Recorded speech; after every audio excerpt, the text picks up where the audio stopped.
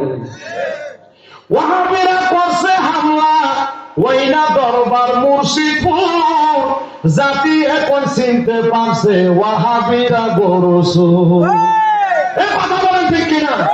আপনি ফেসবুকে খুলে দেখেন, ওই দরবারে কোনো মাজার নাই, মাদ্রাসার মসজিদ। ওই দরবার থেকে গরু, ছাগল, মহিষ, ঘর থেকে ফ্যান, এরপরে ডেক, ডিসকি, হাড়ি পাতিল, হাঁস, মুরগি, এই সবগুলো নিয়ে গেছে। এরপরে আপনার মসজিদের ভিতরে আগুন দিয়েছে। এই মসজিদের ভিতরে কোরআন শরীফ পড়ছে। তাহলে আপনারা কোরআন স্টেজ কায়েম করবেন, আবার এই কোরআনে আপনারা পড়েন, আপনারা কেমন মুসলমান? তা আমরা বুঝতে পারছি তোমরা হুসাইনি মুসলমান না, না, না, তোমরা মাইকান না, তোমরা হলো ইয়াজিদি মুসলমান। হাত তুলে বলেন ঠিক কিনা? হ্যাঁ, তুলে বলেন ঠিক না বেশি?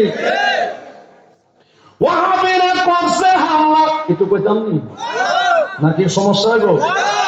ওই না দরবার মুর্শিদপুর, জাতি এখন চিনতে পারছে ওয়াহাবিরা ছাগল চোর, জাতি এখন চিনতে পারছে ওয়াহাবিরা মহিষ চোর।